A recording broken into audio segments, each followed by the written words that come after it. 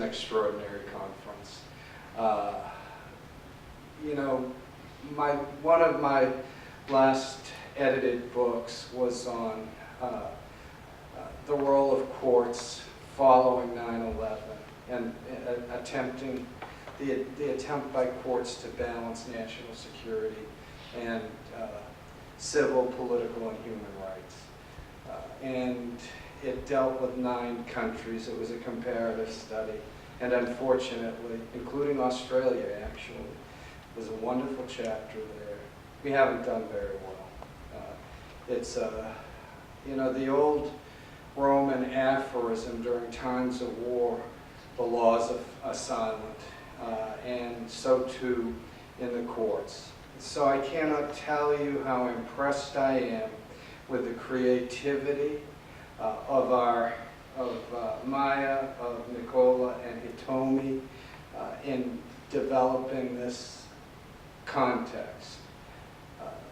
Pascal is right. Modern Languages is a member of the School of International and Public Affairs, and it's a perfect member. Languages are international and global by definition, and so is literature. And what you do today is consequential. It's consequential in our view of the world, in taking stock, and ultimately in recording both the challenges and the opportunities that face all of us in the post-9/11 world. So, my admiration for Modern Languages and for our conveners is huge. I think this is exactly what a School of International and Public Affairs should do outside of the social sciences. I think it's just extraordinary. I'm also pleased to announce that the School of International and Public Affairs has received a $20 million gift to establish endowments and to name the school. Can't name it quite yet until the press release comes out. I hope it will be today. Probably won't, because it's not a good news day. It'll probably be next week. But thank you. Thank you for your contributions to the world of ideas. Thank you for your contributions to helping us see more clearly the world around us. Literature, political science, public administration, sociology, anthropology, geography, economics are all indebted to what you do. Pascal, thank you for your leadership. Everyone, have a great day. Welcome to FIU.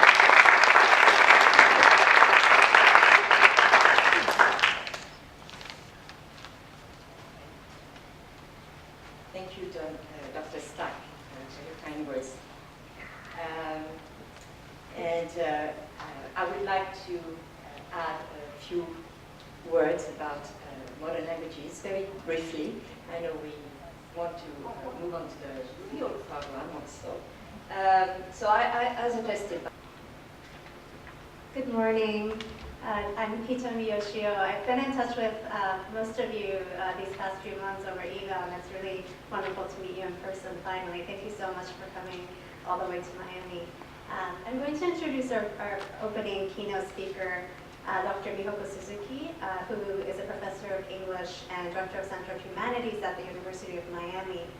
She earned her PhD in comparative literature at Yale University, and her research and teaching focuses on Renaissance and early modern literature and culture, English and European, with an emphasis on gender and authorship. She's published 2 authored books and 11 edited or co-edited volumes, mostly on gender in early modern period, but also on contemporary feminist criticism. Her current research aims to revise the history of political thought by examining the works of early modern women's writing in various genres. And she's now working on a new book called Antigone's Example, women's political writings during the 17th century civil wars in England and France. And I believe her talk this morning will stem from her new work. So very excited to welcome Dr. Mihoko Suzuki.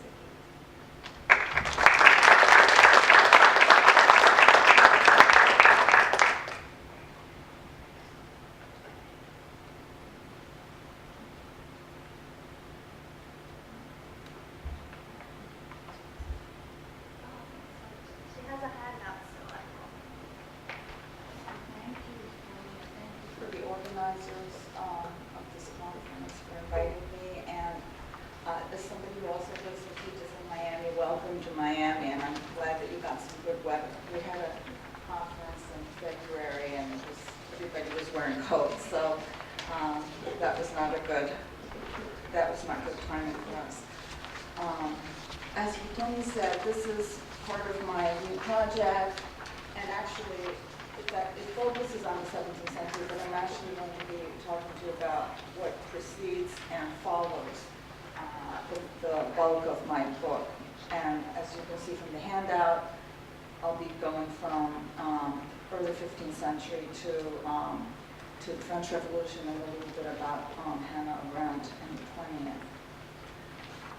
So, in Sophocles' Antigone, the eponymous,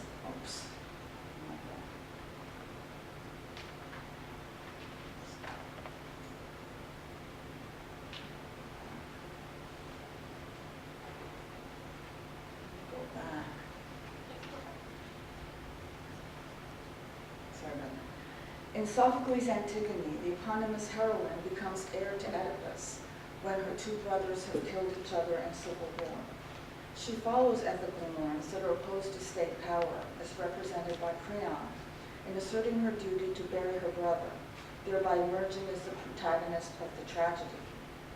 Taking Antigone as a point of departure, I suggest that civil war constitutes an enabling condition for women's intervention in politics through the public forum of political thought and writing. In doing so, I engage the influential argument of Giorgio Agamben, who contends that states of exception, including civil war, lead to totalitarianism and exclusions from citizenship. By contrast, I maintain that civil war in fact encourages the participation of non-state actors, such as women, in politics and public affairs. While Agamben considers the state of exception to be politically disabling, and this aspect of his theory has been challenged by Ernesto Laclau and Antonio Negri, Alain Badiou argues that what he calls the political event makes visible the usually invisible excess power of the state. The event thus unmasks the limits of the apparently boundless power of the state and makes available to its subjects knowledge of its true nature. The political event constituted by the civil war in Thebes and Creon's perpetuation of it by allowing Eteocles but not Polynices to be buried gives rise to Antigone's apprehension of the truth concerning the limits of Creon's power. Her assertion of that truth constitutes her as a political subject and the tragedy itself as a political event. Jacques Rancière argues that because policing maintains social order by assigning everyone their proper place, democratic politics opposes policing and thereby disrupts that order, undoing the supposed naturalness of that order and rejecting hierarchy and marginalization. Politics is therefore founded on dissent, and the presumption of equality creates political subjects. Antigone rejects her assignment to a subordinate role by Creon and expresses her presupposition of equality by her very act of speaking, a form of dissent. Women writers living during times of civil war, Christine de Pizan from the early 15th century to women active during and after the French Revolution in the late 18th century, also transgressed their allotted place to write about political matters. In doing so, they disobeyed the dominant ideology and the culturally sanctioned injunctions against women's involvement in politics. I'm interested in shedding light on both the historical specificity of the political writings of early modern women and the trans-historical context of civil war. And I suggest that this context enables women to overcome cultural injunctions against their participation in political discourse and contribution to political thought. Rancière is also useful for my purposes because he affirms the principle of division in the polity rather than that of unity and self-identity. Rancière considers civil war to be a negative consequence of the state's insistence on unity. I extend his insight that unity and order serve to control and mask multiplicity and dissent in order to suggest that civil war is an extreme instance of what he calls the regime of division, which Rancière himself identifies with democracy, can be structurally enabling for the emergence of subaltern political voices. This is certainly the case with the women writers that I've studied, in that although their writings were often motivated by a desire to mediate between political divisions, it was precisely the Civil War context and the regime of division that paradoxically opened up possibilities for their political interventions. In seeing this possibility in the regime of division, I contest the Hobbesian desiderandum, endorsed in the 20th century by Carl Schmitt, of political order at the price of absolutism. I also seek to revise the history of political thought by expanding the definition of political writing beyond treatises of the kind that Hobbes and Locke wrote, to include a multiplicity of genres. Moreover, I go beyond much existing work on women's political thought that focuses on feminist sexual politics. I suggest instead that women, like their male counterparts, were interested in questions concerning the polity, for example, the rights and obligations of subjects and sovereigns. In constructing a framework for thinking about women in civil war, I have drawn on both classical paradigms and contemporary theory.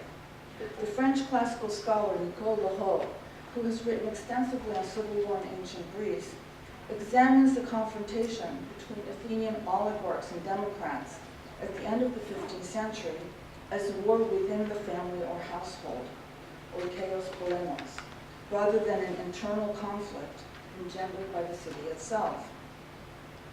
In another essay on civil war in Greece and the anthropological representation of the world turned upside down, Lehoux argues that civil war overturns the normal social order, in particular the conventional hierarchy of humans over animals, which can be extended to the conventional hierarchy of men over women.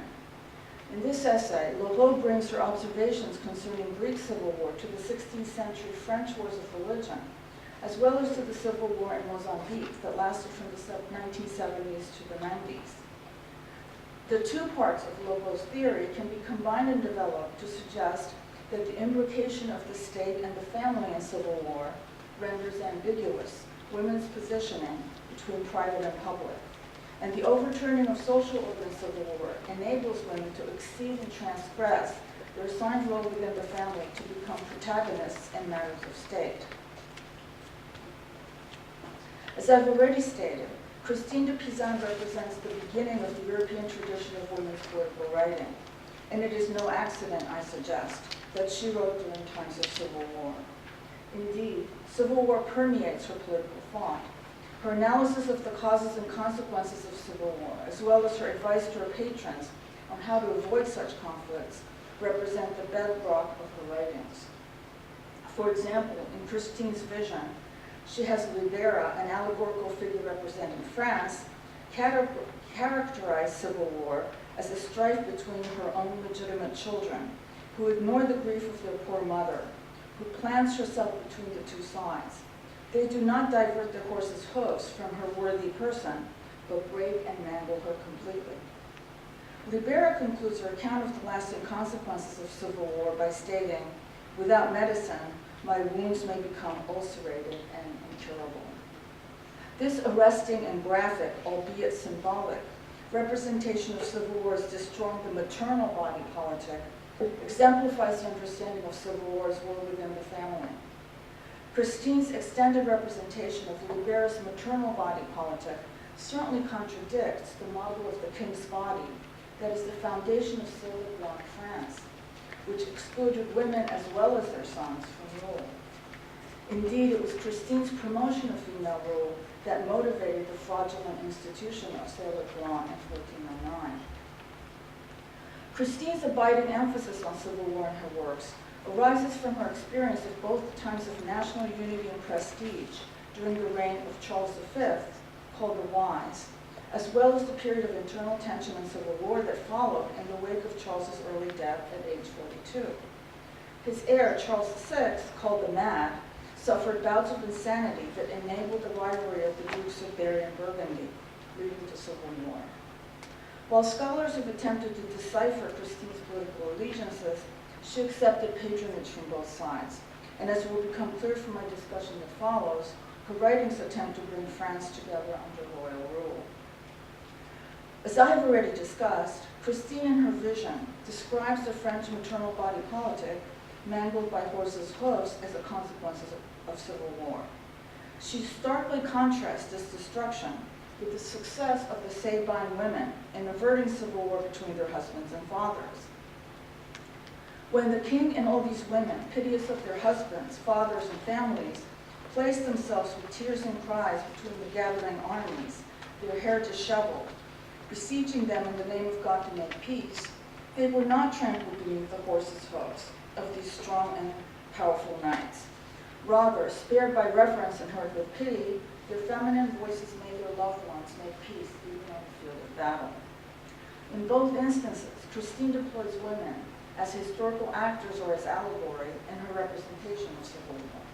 She moreover uses the same striking image of women's bodies trampled by horses to contrast the Sabine women who by their feminine voices persuade their husbands and fathers to desist from civil war, and the female allegory of France whose body is mutilated by civil war, which she is powerless to prevent. In the Book of the City of Ladies, written in 1405, and this is her most famous work, and you might be familiar with it, written in 1405, the same year as the Vision, Christine also credits the Sabine women with being responsible for saving their homelands, cities, and towns. According to her account, the Queen assembled the ladies of the city to discuss strategies to reestablish peace. They made themselves completely disheveled and barefoot, carried their children, forming a piteous procession, arriving at the battlefield exactly at the hour when the armies were poised to fight, positioning themselves between the two armies so that the enemies would have to fight in the midst of the assembled women. Thus, Christine characterizes the Sabine women's successful intervention to promote peace as a deliberate and carefully staged performance, with children deployed as effective props. In celebrating the sense and virtue of the Queen and the ladies who saved the Romans and Sabines from mutual destruction, Christine's account here resonates not only with the letter Christine addressed to Isabeau of Bavaria in 1405, counseling her to intervene to establish peace between the warring factions within France, but also with its 1410 Lamentations on the evils that had befallen France, which again refers to the Sabine women as example. Christine had served since 1402 as lady-in-waiting to Queen Isabeau. She dedicated the most magnificent collection of her works to the Queen. In October 1405, Christine wrote the Epistle to the Queen, petitioning her to mediate between the Dukes of Orleans and Burgundy. There is evidence that this was an open letter that circulated widely beyond its intended recipient. In the Epistle to the Queen, Christine lays out her thinking about the important political role women should assume in civil war, a conflict between male members of the family. Yet it is not only Isabeau's familial relation to the two dukes that makes her intervention imperative. Christine interpolates Isabeau as the mother of her French subjects, who are suffering as a consequence of the impending civil war, and whose tribulations will no doubt escalate with its outbreak. Christine thereby strikingly shifts her initial focus from the dukes as the cause of the civil war to the suffering people as its victim, focusing on Isabeau's responsibility to them for the greater part of the letter. In calling upon the Queen to act as a guardian to her people, Christine appeals to qualities that befit a noble woman: pity, charity, clemency, and love. And the fact that just as the Queen of Heaven, Mother of God, is called Mother of all Christendom, so must be said and called any wise and good Queen, Mother and Comforter, Advocate of her subjects and her people. She thus assigns the task of acting on behalf of the people to all queens.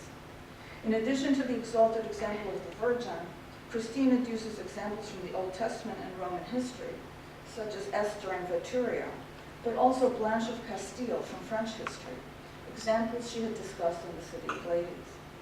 More unusually, she presents negative examples, such as Jezebel, as she all but threatens Isabeau with negative consequences if she were to refuse to act. A princess who would be so obstinate in sin that she would render no account to God for such great sufferings should be reminded, if she were not completely mad, of the very variable turns of fortune, which can change and transform itself at any time. As another example, she cites Olympias, the mother of Alexander the Great. Olympias, who had everyone under her feet, subjected and obedient to her, who, through the many blows of fortune, piteously and shamefully ended her days. She was condemned and killed by her victims' relatives after Alexander's death. This image of Fortuna bringing low the exalted refers to and slyly comments on Christine's earlier acknowledgments of Isabeau's exalted rank. For Christine addresses Isabeau as the excellent, revered, and powerful princess, seated on the royal throne, surrounded with honors, and describes herself as a poor, ignorant, and unworthy person who brings to the queen's attention the plight of her subjects. Christine's graphic warning here of the consequences if Isabeau does not follow her counsel indicates the complex identification and disidentification between Christine and her patron. While calling attention to the commonality between Isabeau and herself as women, Christine at the same time emphasizes the difference between them in rank. In petitioning Isabeau, Christine weeps, like Mary, the example she seeks to have Isabeau follow. Despite her apparent humility then, Christine proffers Isabeau a work of counsel and a pedagogical document. In fact, Christine models an example for Isabeau in that she speaks on behalf of the populace whose plight she vividly describes, an action that Christine advises Isabeau to replicate in addressing the dukes.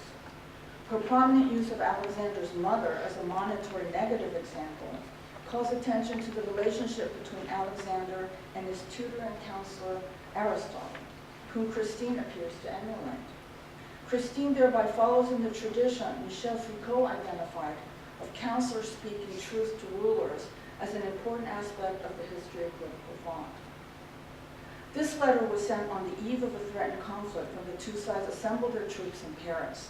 Christine appended to the letter a verse message to the Duke of Orleans, a political ally of Isabeau, indicating that she was addressing leaders beyond Isabeau and that she sought to persuade the dukes who were responsible for the conflict. In August 1410, facing the threat of a civil war between the Burgundians led by John the Fearless and the Armagnacs, the supporters of the king led by the Duke of Berry, Christine wrote another open letter, Lamentations of the evils that have befallen France. This time she addresses all the French princes, emphasizing their responsibilities as nobility to the nation and as that of fathers to their families. Are you now blinded, you fathers of the French community, whose ancestors used to keep safe and well-nourished the many children of this land, whom you now treat not like your children, but like mortal enemies? The striking transformation of the children to be protected into mortal enemies to be destroyed confirms Lavault's analogy between the family and the state, and her analysis of the Civil War as a conflict involving the family. Christine exhorts the Duke of Berry in particular, evoking graphic scenes of potential destruction on French soil and of citizens massacring one another.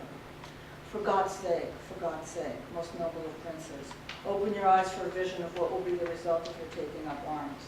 There you will see ruins of cities, destroyed towns and castles, fortresses razed to the ground. Civil war brings division to those who should be united by nature for the defense of the crown and the public good. It pits, in her words, father against son, brother against brother, relatives against one another. The graphic imagery of devastation on the battlefield, copious bloodshed, dead bodies and severed limbs, in addition evokes the corporate metaphor. The dismemberment of individual bodies stands for the destruction of the body politic.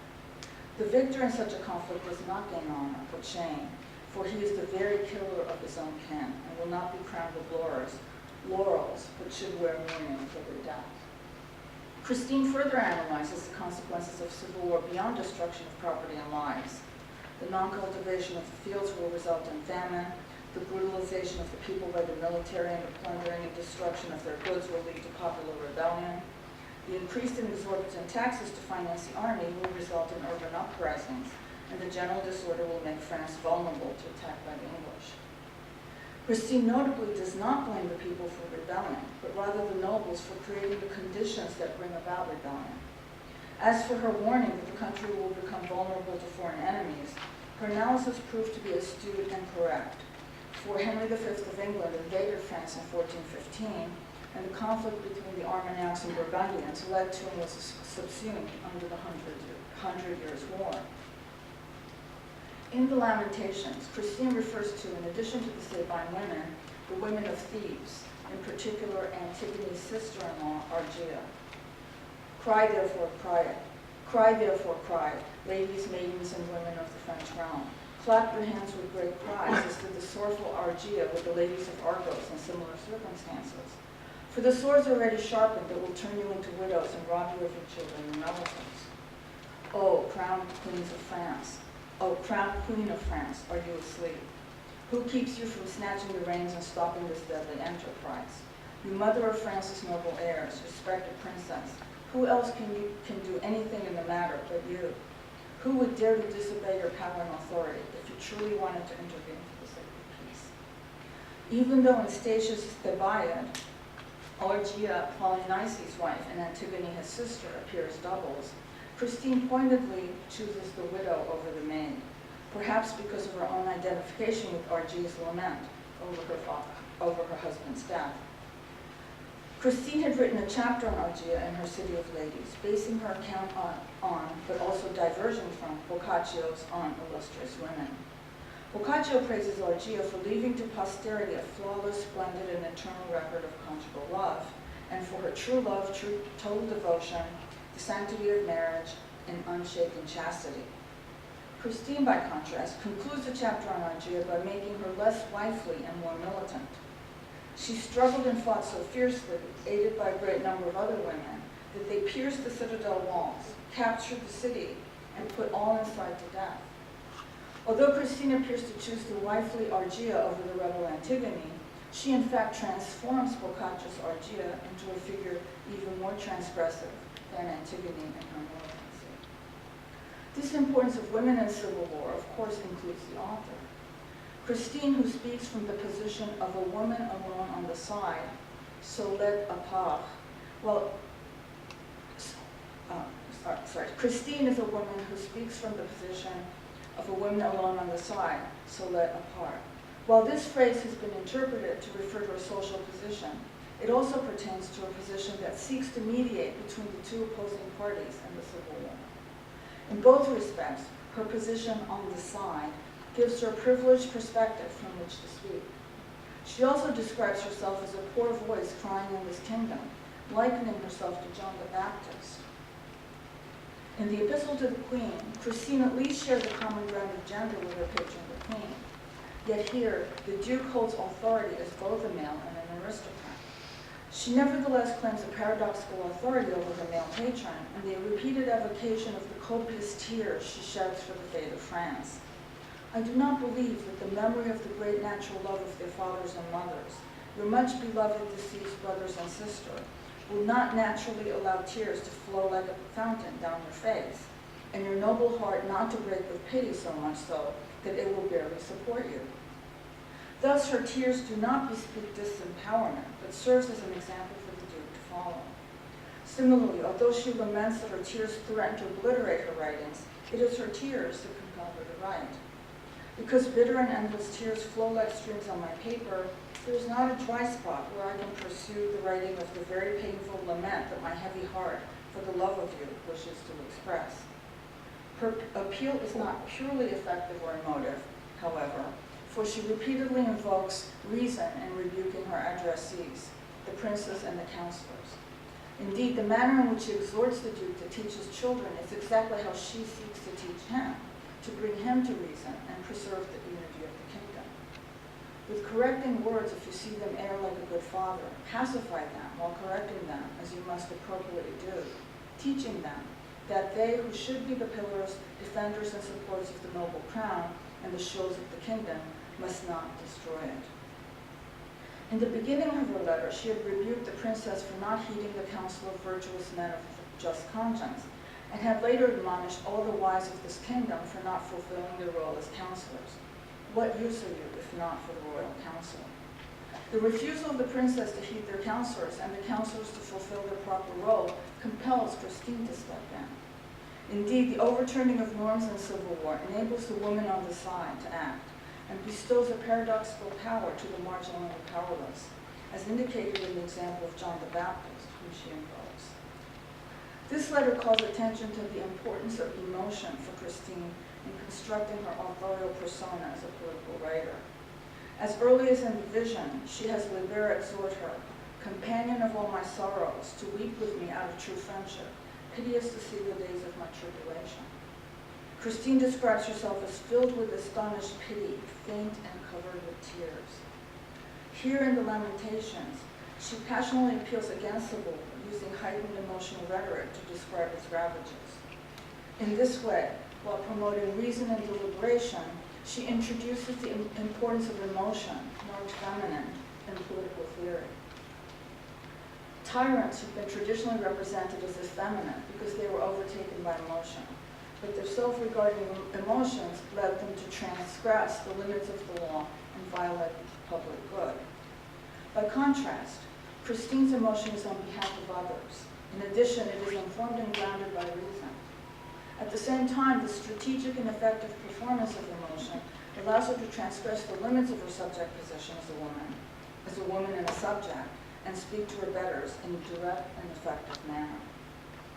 In 1412, a year after the Lamentations, Christine began writing her final political treatise, the Book of Peace, during the truce between the two factions, and continued writing it during bouts of conflict as a work of counsel to Louis, the Duke of Guienne, the Dauphin and grandson of Charles V. Bernice Carroll has called attention to the importance of this work, suggesting that Christine de Pizan is the first political writer to formulate peace theory, as well as a pivotal figure in changes in the theory of the state, secularization of political thought, codification of military practice, and the development of international law.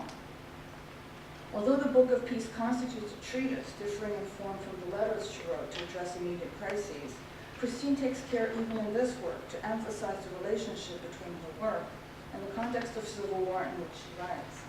In the preface to Part 1, Christine recounts how her writing is interrupted because of the failure of the peace, and how the second part was taken up again after the restoration of peace in the town of Pontoise, and after our lords of France had come together in great joy and peace in Paris in the year 1413. In exhorting Louis to maintain peace, Christine bases her appeal on biblical texts. Every kingdom divided in itself will be made desolate, and every city or house divided against itself will not stand. Not content to rest on biblical authority, she universalizes the injunction against civil war by citing the examples of Troy and Rome, which were once so powerful that they were undone by discord. It is in Part 3, however, that we find Christine's vivid and memorable analysis of the anatomy of civil war. Now let us imagine for a moment what it must have been like to see drawn up in mortal battle, as happened every day and at every hour, so many princes and noblemen, all of one and the same body, under one head and sovereign lord, killing each other and dying pitifully. Reflect on how frightful it would be to see a man so charged with anger that he strove to destroy himself by tearing his own flesh with his teeth, his hands hitting each other with great blows, and each pulling against the other, the feet striking his eyes, if that were possible, and withal the whole body thrashing in furious movement against itself. One would certainly say that such a man was moved by great madness. But alas, is it not similar with civil war in a country, and especially in this one? In this passage that demonstrates a Foucauldian imbrication of self-governance and the governing of the body politic, Christine renders literal and concrete the metaphor of the body politic by likening civil war to a human body attacking and doing violence to itself. In Part 3 of the Book of Peace, she counsels Louis to be king and master of yourself and to curb one's emotions and keep them under control, especially anger. She will again counsel against anger and impulsive behavior in the Epistle on the Prison of Human Life, blaming the nobles for their pride, when a man's heart is so inflamed in arrogance that no one can match his worth, and therefore he acts like a madman. Then he cannot put a stop to his impatience, but is in a furor. It is lethal, damnable, and reprehensible. These passages taken together suggest Christine's diagnosis of civil war as arising from uncontrolled anger that stems from the arrogance of the aristocracy. It is not only civil war instigated by the nobility that Christine indicts in this text, however. She calls attention to rebellion by the people as another form of civil war. Even so, over 3 chapters, she first counsels that the prince should have the common people under his protection, citing Cicero's Of Friendship on harmony against disagreements and discord, as well as biblical examples of God punishing tyrants and demonstrating his love for the people. It is only then that she addresses a letter to the people against rebellion and popular dissent, motivated by the Capuchin revolt in Paris of 1413 and instigated by John of Burgundy. Although Christine likens the rebellious populace to animals, such as sheep and wild boar, she states that they should not be downtrodden or unreasonably burdened, and that we should support them, and furthermore their trades and labor are necessary to the realm. Christine returns again to the importance of the prince heeding counsel, taking care to avoid evil counselors who sow discord and dissension, both in private and in the public realm. Division within the body politic that culminates in civil war that she is counseling Louis to avoid in order to maintain peace. By her concrete warning against evil counselors, Christine implicitly but clearly demonstrates that she's a good counselor. Moreover, her extensive discussion of Charles V as an exemplar for his grandson Louis affirms her intimate knowledge of the details of his rule, enabling her to assert her qualification to counsel Louis, to whom she dedicates her work. By repeatedly praising Charles as a great sovereign, she interpolates Louis as his grandson who can bring and maintain peace. Christine expresses her ambition to have her counsel reach beyond Louis to his successors and even to a wider readership as political analysis. But in future times, this book will, if it please God, be disseminated and read in many places, since books are, as it were, perpetual in the world, in virtue of the many copies which are commonly made. To those who will succeed you and to others who hear this, I offer the words cited above. Since these words specifically refer to her praise of Charles, Christine can cloak her own ambition by appearing to hope for the lasting renown of the monarch, rather than of herself as an author. In the interest of time, I had to cut the section on Christine's influence on Machiavelli, but I will be happy to discuss that during the Q&A. During this optimistic assessment of her future influence, Christine apparently despite this optimistic assessment of her future influence, Christine apparently stopped writing, perhaps discouraged by the failure of her writings to ameliorate or heal civil fissures, until she took up her pen again to write a poem celebrating the achievements of Joan of Arc against the English. Indeed, Joan may be an early example of the fulfillment of Christine's predictions about the afterlife of her works, for Maureen Quilligan suggests that Christine's writings made the historical prominence of Joan possible. Although Christine's political influence extended beyond the borders of France during her lifetime and into the 16th century, she was lost to French literary tradition until Louise de Carvalho included her in the history and anthology of French women writers on the eve of the Revolution.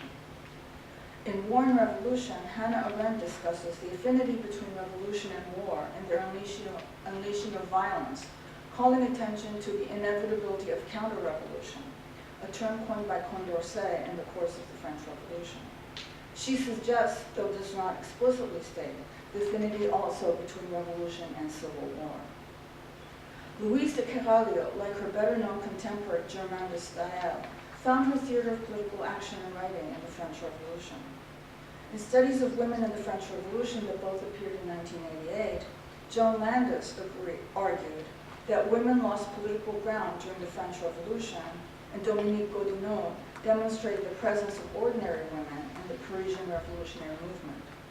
More recently, Carla Hess has argued that women found entry into the public life of letters even as the French Revolution insisted on the subordination of women.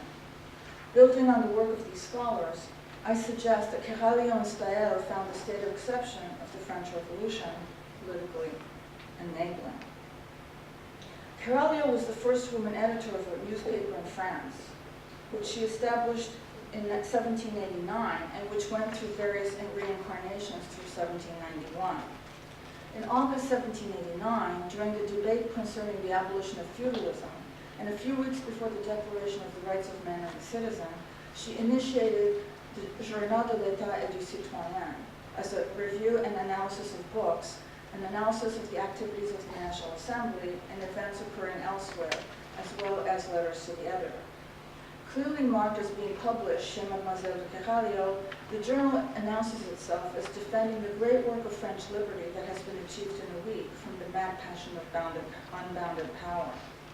Carvalho makes explicit the political intervention that she proposes to make by discursive means and by publication of her journal, which will make known the works published on public events, the right of nations, the Constitution, the laws, and all the objects of political economy. In January 1790, the journal became Mercure National. After her marriage with François Robert, who became a co-publisher with her, she continued to sign her articles, which always preceded her husband's. Contemporaries indicate that even as the wife of Robert, she continued to be referred to as Mademoiselle de Quejalio, and that she was better known under her maiden name. Her articles in the journal assign most frequently Madame Robert, but also at times Louise Robert. The journal was initially published weekly, but according to Quejalio, the demand for it led to her to increase the frequency to bi-weekly publication. The first article that is attributed to Madame Robert rather than Mademoiselle de Quejalio, the address to the women of Montauban, in which she excoriates the women who participated in a Catholic insurrection in Montauban, is the first in which she directly speaks without relying on the genre of the review to express her views. Not coincidentally, this article was published separately as a tract, and it is significant for my argument that the work was motivated by the urgency to write against the horror of civil war.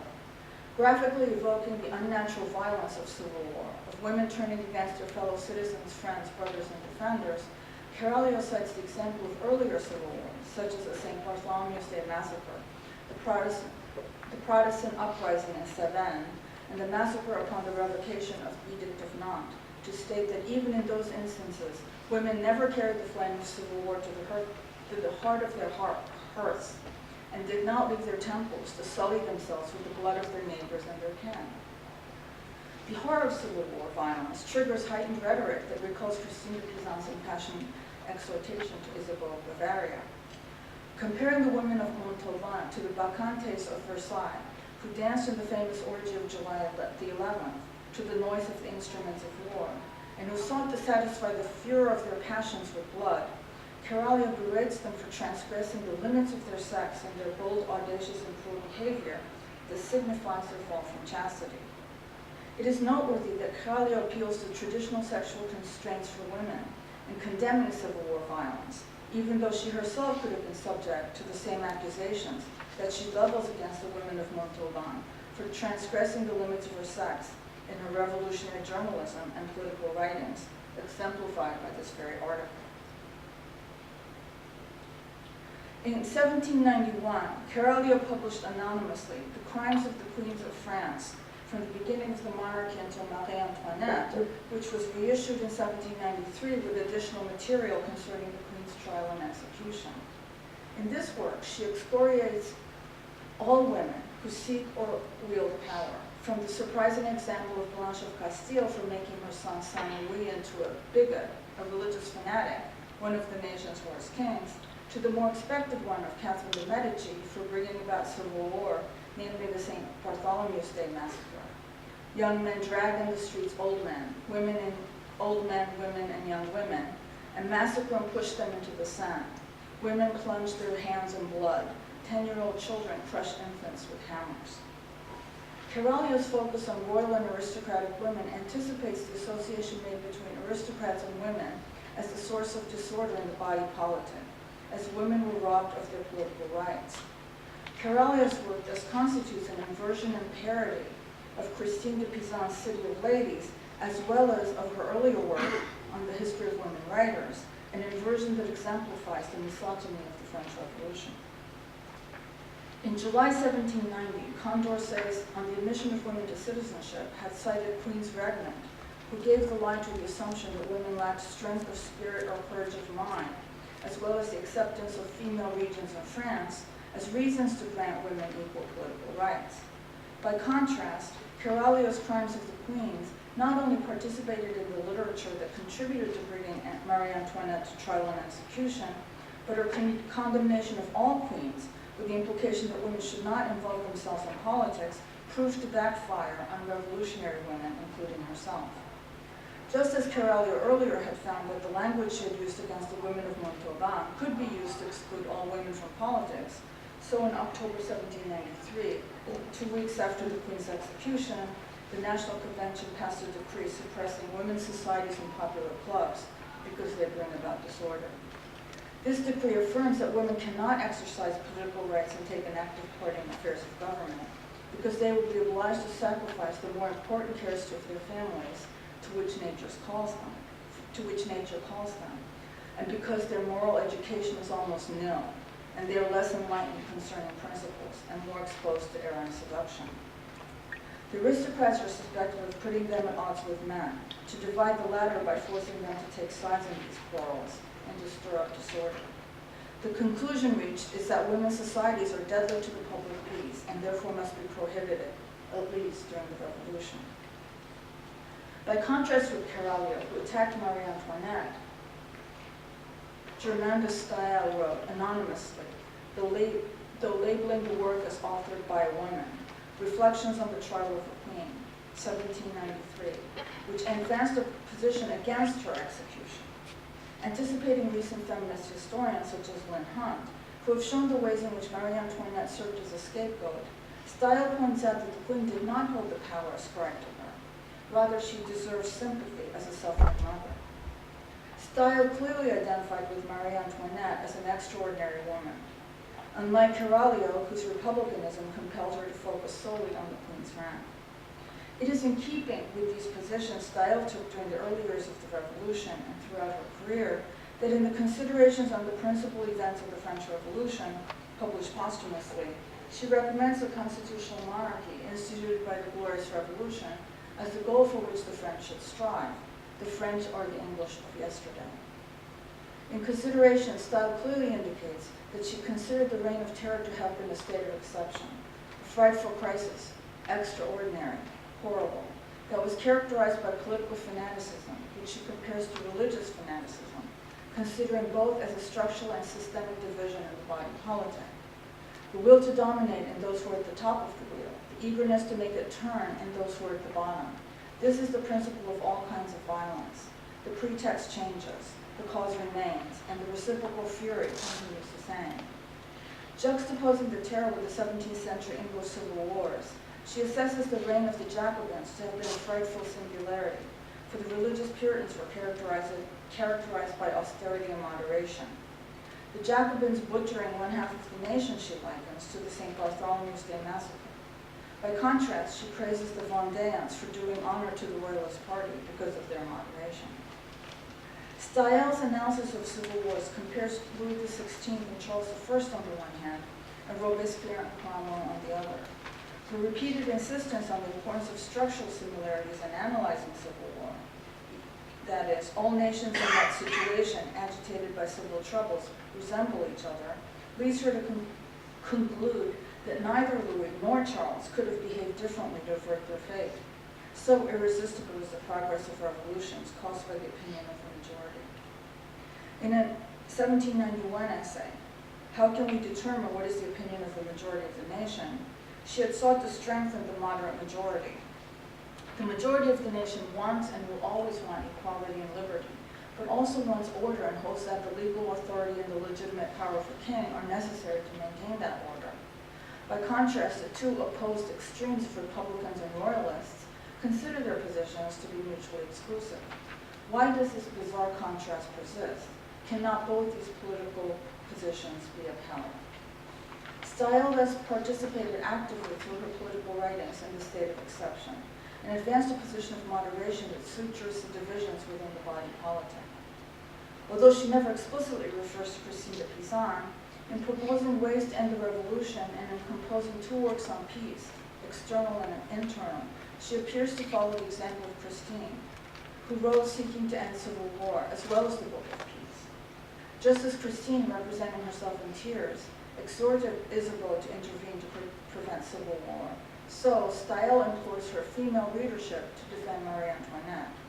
Oh, women of all countries, of all classes of society, listen to me with the emotion that I feel.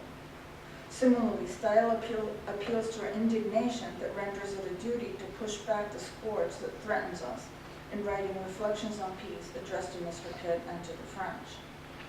Also like Christine, Staël sought to bring an end to the conflict between the opposed parties that tear France apart in her Reflections on Internal Peace. To that end, she finds common ground of general will to establish liberty in France, recommending, it's therefore under the name of this liberty that it is possible to reunite the greatest number of the French. excoriating both the faction that supports absolute power as totally outside the French nation and the partisans of demagogical tyranny, the ferocious sectarians as the destroyers of social order, she seeks to mediate between the moderate Republicans who love order and the constitutional royalists who love liberty. Unlike Christine, whose patrons apparently valued her counsel, Styles' work did not find a favorable reception from those in power. It attracted the suspicion of the Directory, and she was compelled to leave Paris. Style, like Arendt, most notably in The Human Condition, founded much of her political thinking on the ancients. Also like Arendt, who in the same work emphasized the importance of action, Style understood her political writings to represent that action. Indeed, Sainte-Beuve, who praised her as a political writer first, as well as moralist, critic, and writer of memoirs, likened her to a great Athenian orator, whose writings were so lively that her readers felt they were listening to her. In discussing her reflections on internal and external peace, Sainte-Beuve calls to mind the figure of Antigone. There is a classical inspiration in this figure of a young woman who comes forth to speak to a people, her feet on the smoking rubble. There is in addition a great political wisdom and an understanding of the real situation, and the already mature counsels which escape from her passionate accent. Style herself refers to Antigone as a paradigm of filial piety in her chapter on Greek tragedy, and also affirms the role of literature in providing examples on how to live. Style understood literature to have a political significance and to be a form of political intervention, as she stated in the preface to On Literature. Some lives of Plutarch, a letter from Brutus to Cicero, the words of Hato of Utica, and the language of Addison, reflections that the hatred of tyranny inspired in Tacitus, raise a spirit that contemporary events have withered. In this statement, she expresses her understanding of the many literary forms political writing can take, which has been confirmed by the generically wide-ranging output of authors such as Christine and Carolio. In The Human Condition, Arendt states that political action represents a new beginning, and Styles' largely unwavering pursuit and affirmation of the political nature of her writings distinguishes her from Carolio and explains how she became an important figure for 20th century feminism, while Carolio, whose explicit statements hewed to conventional gender ideology, has understandably not been accorded such importance. Nevertheless, Carolio and Style both found the French Revolution a similarly enabling state of exception for their political writings, just as Christine de Pisan's political thought manifested itself through her interventions in the civil war between the Burgundians and the Armagnacs. In addition, despite their political differences, Carolio and Style fought with the example of Christine de Pisan, and Christine and Style used Antigone as a refractive example. Although none of these women, even Carolio and Style, who wrote in the wake of the French Revolution, were full-fledged citizens with political rights, the state of exception in the Civil War context enabled them to contribute to the political conversation of their day through their writings. Thank you.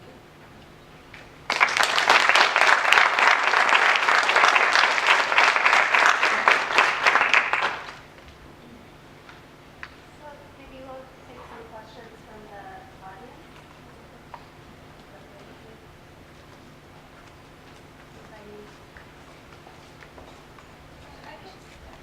Of course I have one. Thank you so much, Dr. Peters, for this formal well, I was pleased not only as a scholar in gender studies, but also scholar in French. But my period is modern literature. And the question that I had in mind hearing you was much more my women's studies side that was talking to me. And it's a real question. I was wondering if, well, Christine de Pisan, she's talking to Isabeau de Bavière.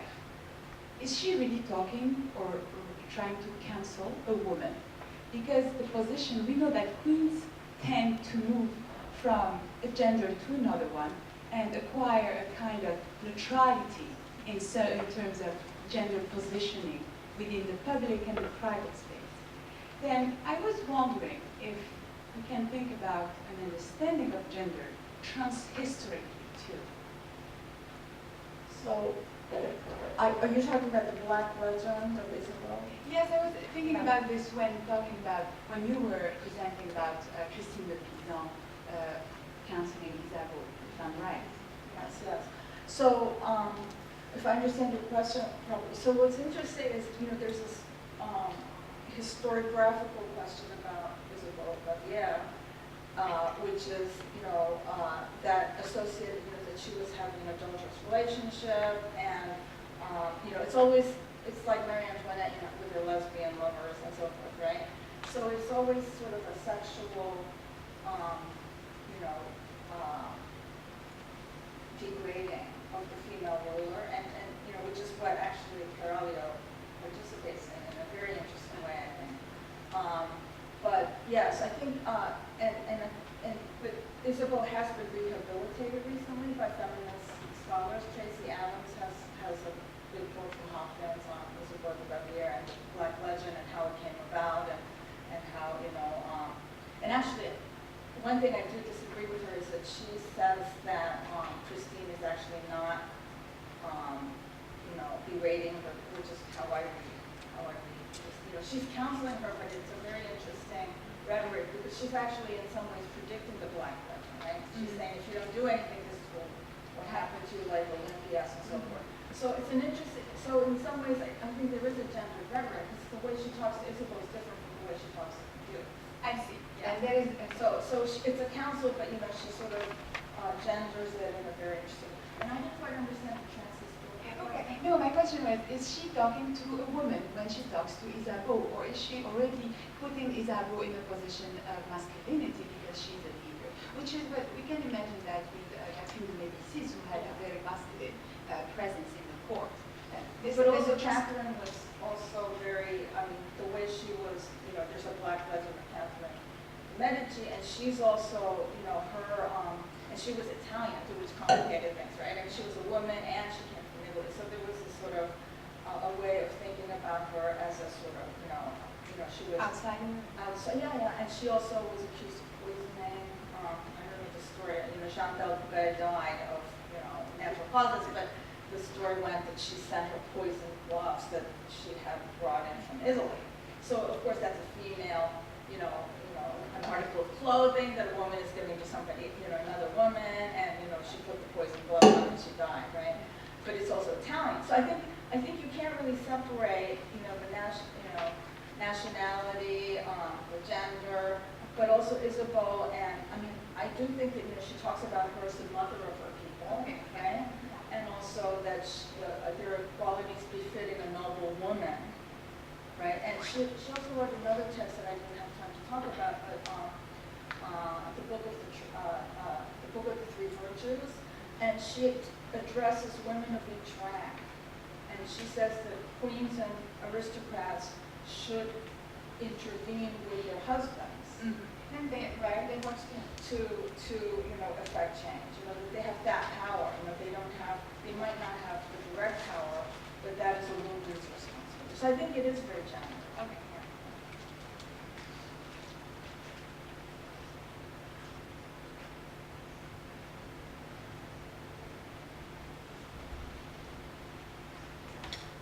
I love this talk. It's absolutely wonderful. Thank you.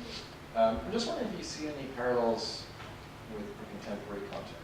I realize, obviously. That's way outside. You're right, exactly. So it may be an unfair question. I'm sort of curious because obviously we're living in the Western world today in a very different situation. Women, obviously, it's not the case globally. I'm just sort of wondering whether civil wars today could be having the same kind of effect, that bringing up certain voices to have a role in political discourse in the way that they were in the periods that we're talking about. Well, this, I'm sort of going beyond my period to talk about Hannah Arendt, but I did the novel Half a Yellow Sun.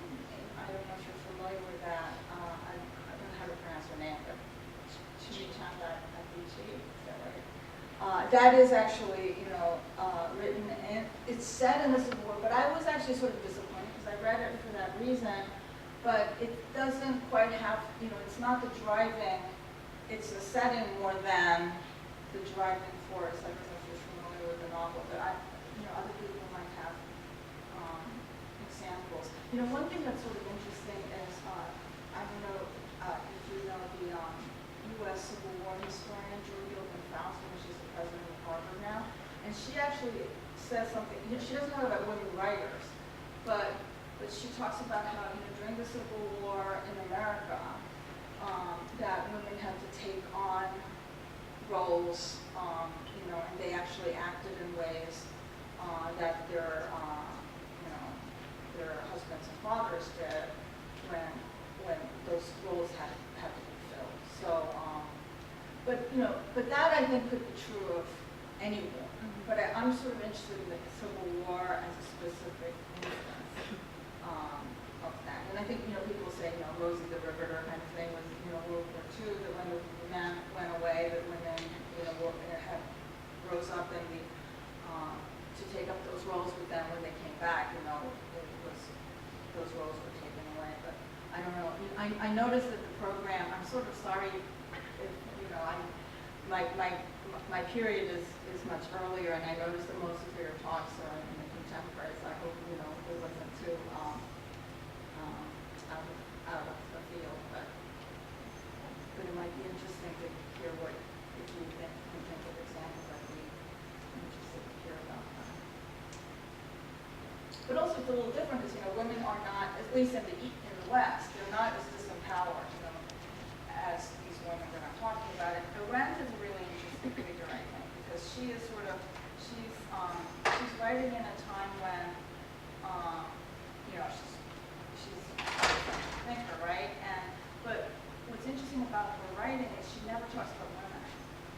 You know, and my feeling is that she actually sort of doesn't want to call attention to that. And she has one book about a Jewish 18th century Salonier, Rahel Bernhagen. And that's the only, and she also talks about Rosa Luxemburg in one of her articles, but it's very, she sort of carefully avoids that question, but I think it's you know, submerged in her writings, and she had to sort of, you know, de-emphasize that part of her identity. She was, it's interesting, she was willing to talk about her Jewish identity, and, you know, in Rahel Bernhagen, you know, the female comes out, but it's actually, she emphasizes the fact that Rahel Bernhagen was a Jewish woman rather than a woman. You know, so I think that's interesting.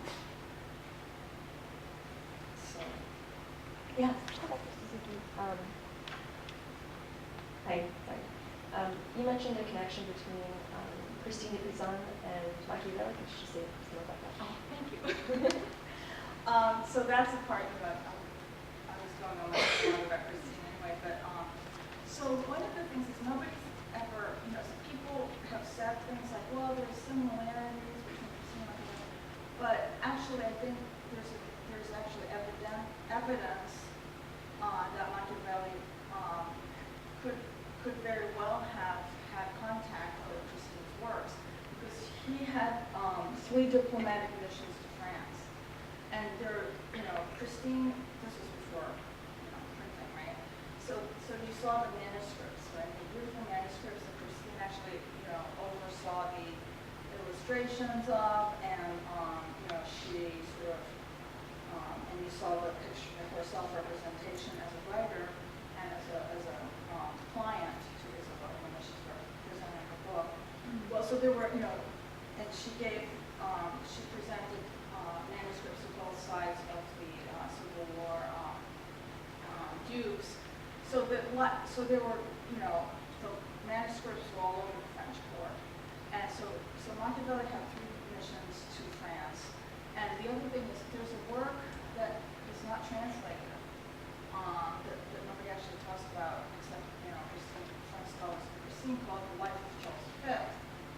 And there are verbal echoes, and of course Christine wrote from Machiavelli, right? So for example, she says, it is better to be loved than feared. You know, that's the famous, you know, everybody knows that, right? Machiavelli says it's better to be feared than loved, right? And she says it twice. And she also talks about mercenaries in her work on the feats of arms and chivalry. She says do not use mercenaries, which is one of Machiavelli's, you know, big points in The Prince. And so, and actually